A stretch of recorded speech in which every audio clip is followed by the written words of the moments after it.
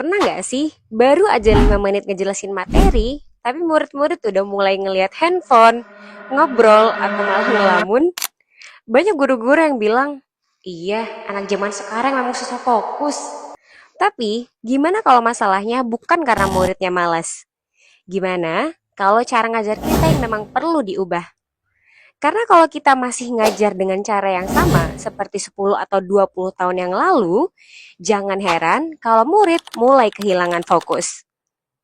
Nah, di video kali ini kita akan membahas gimana memahami cara belajar Gen Z serta strategi mengajar yang lebih efektif. So, tonton videonya sampai selesai ya. Assalamualaikum warahmatullahi wabarakatuh. Welcome back to my channel. I am Miranti. Space to learn, to grow, to become our better selves with Allah at the center. Hai, aku Mira. Aku alumni S2 Pendidikan Bahasa Inggris Universitas Negeri Yogyakarta. Semakin banyak aku membaca jurnal pendidikan, aku sadar bahwa mengajar hari ini tidak bisa menggunakan pendekatan yang sama seperti 20 tahun yang lalu. Bukan karena kualitas murid menurun, tapi karena dunia tempat mereka bertumbuh benar-benar berbeda. Sekarang coba deh bayangin, zaman kita dulu kalau kita ingin cari jawaban, kita harus buka buku dan ngebacanya. Kalau mereka tinggal buka Google atau AI. Kalau kita dulu nunggu acara TV itu setiap minggu. Kalau mereka sekarang tinggal buka TikTok atau YouTube kapan aja. Otak mereka setiap hari menerima ribuan informasi. Dan menurut buku The Organized Mind, karya Daniel Levitin, otak manusia memiliki kapasitas perhatian yang terbatas. Nah, ketika otak ini terus-menerus dibanjiri informasi, maka kemampuan untuk mempertahankan fokus menjadi lebih sulit. Nah, hal ini ngebantu ngejelasin mengapa banyak siswa tampak mudah terdistraksi di era digital. Nah, hal yang menariknya adalah penelitian neuroscience tahun 2024 menunjukkan bahwa active learning, di mana siswa bisa berdiskusi, di mana siswa bisa memecahkan masalah dan terlibat lebih aktif, membuat hasil belajar menjadi lebih baik dibandingkan pembelajaran yang hanya berupa ceramah. Jadi aktivitas seperti rasa ingin tahu, kebaruan, interaksi sosial, dan kesempatan untuk mengambil peran aktif membantu otak membentuk ingatan yang lebih kuat. Jadi bukan berarti mereka nggak bisa belajar.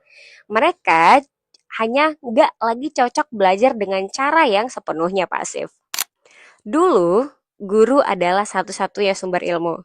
Sekarang, ada AI, Google, YouTube, ChatGPT, semuanya bisa ngejelasin materi. Jadi, kalau guru hanya baca slide, ngapa murid harus mendengarkan? Sekarang, peran guru itu udah berubah. Bukan lagi sebagai penyampai informasi, tetapi juga menjadi fasilitator belajar. Kesalahan terbesar guru adalah berbicara selama 40 menit tanpa memberi kesempatan murid untuk berpikir. Penelitian menunjukkan bahwa pembelajaran aktif meningkatkan keterlibatan siswa, bahkan dapat mengurangi kegagalan belajar dibandingkan dengan metode ceramah murni. Jadi misalnya nih, ketika kita ngajar bahasa Inggris, daripada kita ngejelasin present perfect selama 30 menit, mulailah dengan pertanyaan sederhana, misalnya, have you ever eaten sushi? Lalu minta mereka berdiri, berjalan, bertanya kepada 5 temannya. Tanpa sadar, di sini mereka udah menggunakan present perfect. Barulah setelah itu kita jelaskan rumusnya. Banyak guru ngerasa semakin lama menjelaskan berarti semakin banyak murid paham. Padahal belum tentu loh. Beberapa penelitian menyarankan pembelajaran diselingi dengan aktivitas singkat atau active break untuk menjaga perhatian siswa. Jadi misalnya kita beri 5 menit penjelasan, kemudian diskusi dengan pasangan, diikuti dengan kuis, video singkat, kemudian latihan.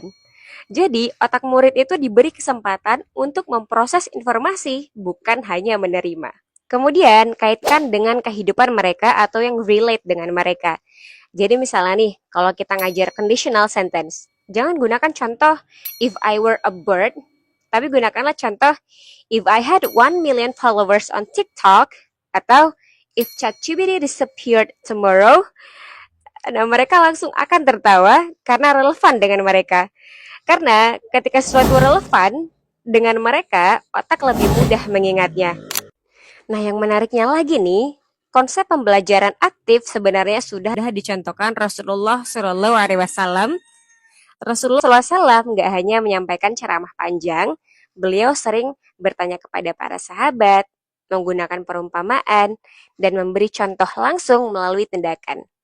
Rasulullah SAW juga memahami kondisi orang yang sedang diajak belajar. Dalam hadis riwayat Sahih Al-Bukhari disebutkan bahwa Nabi Shallallahu Alaihi Wasallam memilih waktu yang tepat dalam memberi nasihat agar para sahabat tidak merasa bosan. Artinya, beliau memperhatikan kesiapan dan kondisi belajar, bukan sekedar menyampaikan materi sebanyak-banyaknya. Al-Quran juga mengajarkan prinsip bertahap dalam pendidikan. Jadi wahyu itu nggak sekaligus turun, tapi sedikit demi sedikit agar lebih mudah dipahami dan diamalkan. Prinsip ini sejalan dengan gagasan modern tentang chunking, yaitu menyampaikan materi dalam bagian-bagian yang lebih kecil agar lebih mudah diproses. Jadi, kalau ada guru yang berkata, anak sekarang memang susah diajar.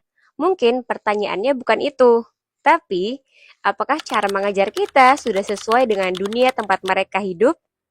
Karena guru yang hebat bukanlah guru yang mengajar seperti dulu, tetapi guru yang mampu membawa ilmu yang sama dengan cara yang relevan dengan generasi hari ini.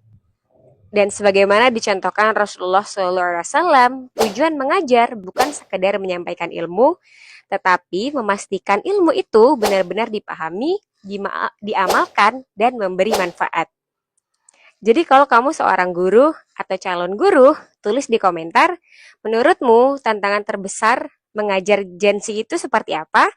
Dan kalau kamu suka konten pendidikan seperti ini, jangan lupa subscribe dan share video ini, karena setiap minggunya kita akan belajar menjadi pendidik yang lebih baik insya Allah. Sampai jumpa di video selanjutnya. Wassalamualaikum warahmatullahi wabarakatuh.